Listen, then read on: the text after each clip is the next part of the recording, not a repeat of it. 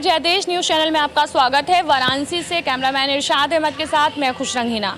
आपको बता दें कि कल 4 जून को देश में नतीजे चुनाव के आ चुके हैं। लगभग कई सारी पार्टियों ने अच्छे प्रदर्शन किए और जहां भाजपा को अच्छी उम्मीद थी कि इस बार वो 400 पार करेंगे, वहीं उनको 300 पार करना भी मुश्किल हो गया है। वहीं इंडिया गठबंधन की परफॉर्मेंस इस बार सामने आई है और 237 जो सीटें हैं वो इस समय उसके पास है। लेकिन अब सरकार बनाने की अगर बात करें तो दोनों ही पार्टियां जो हैं वो नीतीश कुमार और नायडू पर डिपेंड है कि कब वो आएंगे, समर्थन देंगे और तभी उस पार्टी की जो है वो सरकार बनेगी। बात करें यूपी की तो यूपी की जनता ने इस बार भाजपा को मुंह तोड़ जवाब दिया है। जहां भाजपा की अच्छी सीटों पर पकड़ बनी थी, उस सीटों में से कई बड़ी सीटें इस बार भाजपा के हाथ से जाती हुई दिखाई दी है। वहीं अगर अखिलेश यादव या इंडिया गठबंधन में समाजवादी पार्टी की बात करें तो उन्होंने बहुत अच्छा प्रदर्शन किया है और लगभग 37 सीटें जो हैं वो इंडिया गठबंधन के कब्जे में आई है। वहीं बनारस वहीं 41-43 सीटें आई हैं। वहीं अगर बात करें वाराणसी की तो वाराणसी में भी इंडिया गठबंधन और भारतीय जनता पार्टी की जो टक्कर थी उसमें मात्र 1.5 लाख वोट से प्रधानमंत्री मोदी विजय हुए हैं। वहीं अजय राय हारने के बाद भी जनता उनकी जीत मना रही है और जो भारतीय जनता पार्टी है वो जीतने के बाद भी उतनी खुश दिखाई नहीं दे रही है। जगह जगह पर ढोल नगाड़े तो बज रहे हैं, कल मिठाइयों का दौर भी चला, लेकिन असली मजा तो आज शाम को आने वाला है जब गठबंधन या एनडीए इन दोनों में से किसकी सरकार बनेगी ये तय होगा। तो यही जानने के लिए आज हम वाराणसी की जनता से सीधे बात करेंगे और वाराणसी की जनता का क्या विचार है ये हम उनसे जानेंगे। क्या लग रहा है आप लोगों को कि इस बार का जो नतीजे आए हैं वो किस तरीके से आए?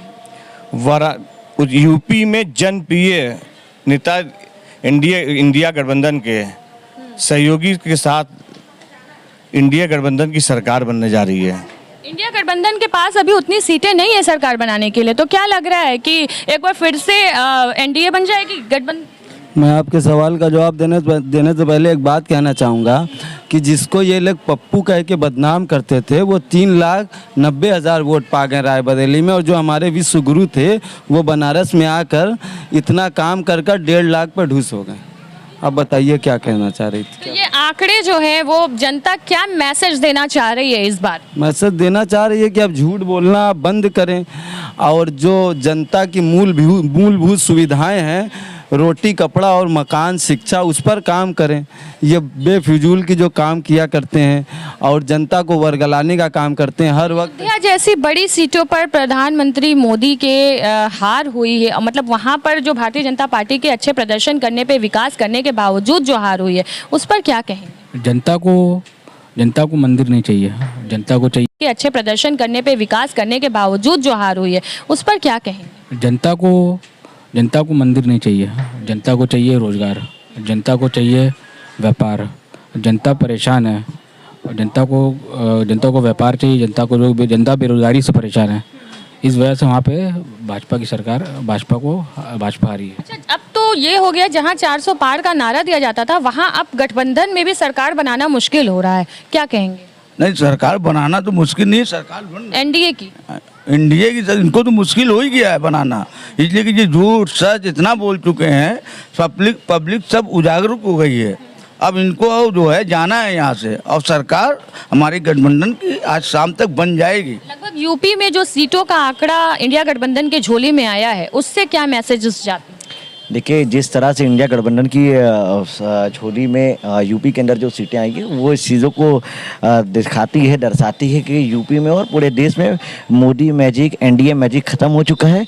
जिस तरह से माननीय अखिलेश यादव जी ने पीडीए का फॉर्मूला, जिस तरह से इंडिया गठबंधन ने सेकुलर का मुद्दा, इस तरह की राजनीति चलेगी, झूठ और मक्कारी की नहीं चलेगी। देश के अंदर सबसे बेसिक और सबसे बड़ा मुद्दा है शिक्षा, रोजगार, रोटी, कपड़ा, मकान। इसी मुद्दे पे काम होगा, इसी मुद्दे पे राजनीति होगी। जिस सरकार में ये सारी सुविधा मिलेगी उसी हिसाब से सरकार चलेगी। क्या लग रहा है 10 लाख वोटों से जीतने की बात हो रही थी काशी में?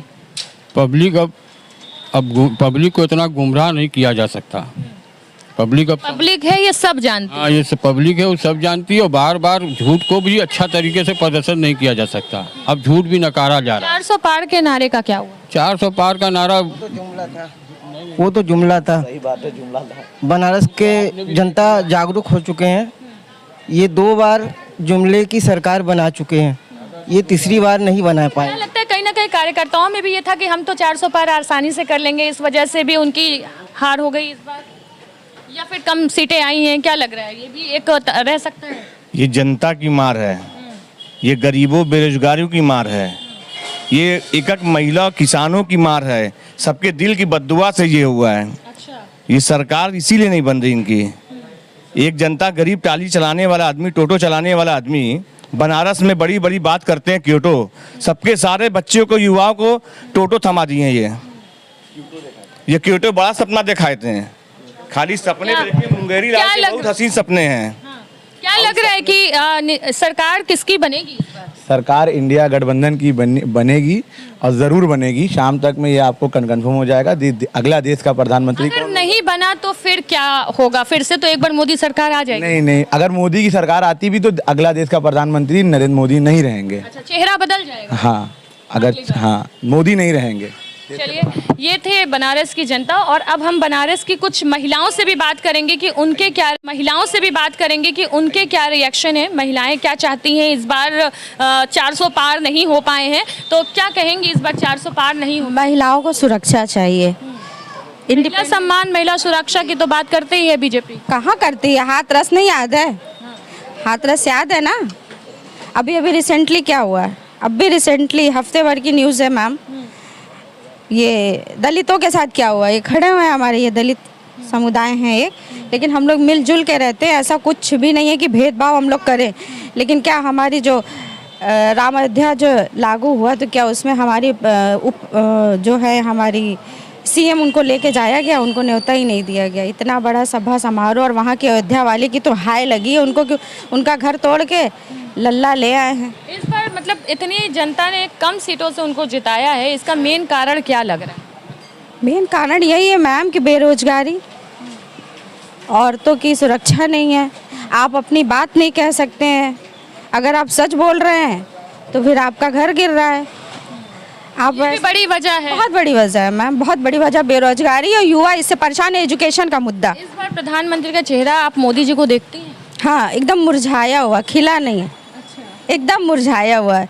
अब यहाँ आएंगे तो फेशियल वेशियल करके थोड़ा सा चमका देंगे। हमारा तो भाई पार्लर ही है। चलिए, ठीक है। तो ये थी वाराणसी की जनता, और वाराणसी की जनता के जो रुझान है वो आपके सामने हमने प्रस्तुत किए। और ऐसे ही जानकारी के लिए, ऐसे ही न्यूज़ देखने के लिए आप हमारे साथ बने रहिए। हालांकि शाम की रिपोर्ट अभी बाकी है, शाम को नतीजे जब आएंगे तो क्या लगता है कि किसकी सरकार केंद्र में बनेगी, वो भी हम आपको अपडेट करेंगे। वाराणसी से मैं खुशरंगीना, कैमरामैन इरशाद अहमद के साथ, धन्यवाद।